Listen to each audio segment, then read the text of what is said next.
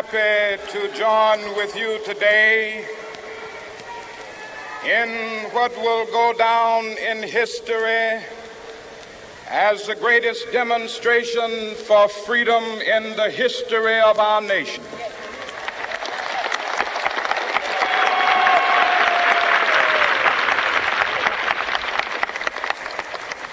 Five score years ago,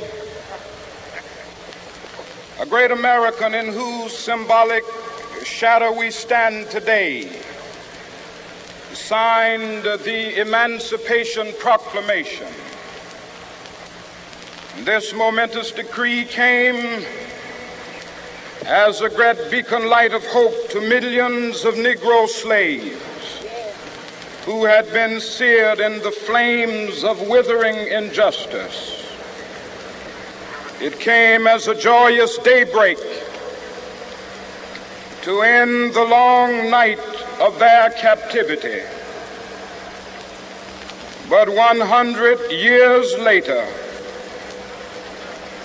the Negro still is not free. 100 years later, the life of the Negro is still sadly crippled by the manacles of segregation and the chains of discrimination. 100 years later, the Negro lives on a lonely island of poverty. I have a dream that one day this nation will rise up and live out the true meaning of its creed. We hold these truths to be self-evident, that all men are created equal.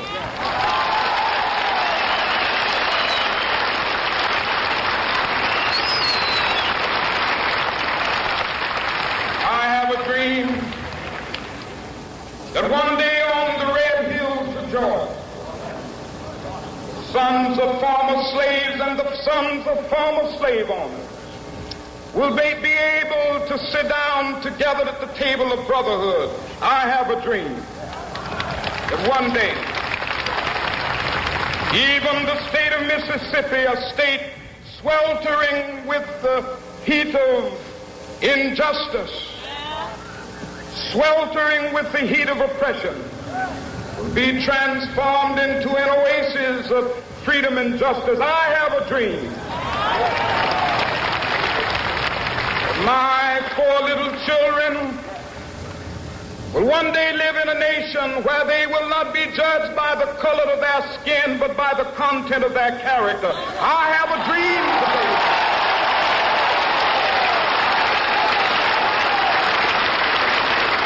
I have a dream that one day, down in Alabama, with its vicious racists, with its governor having his lips dripping with the words of interposition and nullification. One day right there in Alabama, little black boys and black girls will be able to join hands with little white boys and white girls as sisters and brothers. I have a dream today.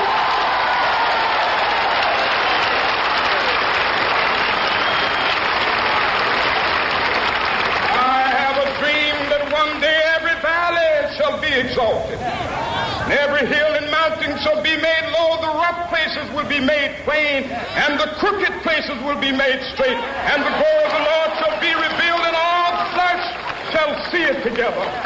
This is our hope. This is the faith that I go back to the South with. With this faith, we will be able to hew out of the mountain of despair a stone of hope. With this faith, we will be able to transform the jangling discords of our nation into a beautiful symphony of brotherhood. With this faith, we will be able to work together, to pray together, to struggle together, to go to jail together, to stand up for freedom together, knowing that we will be free one day.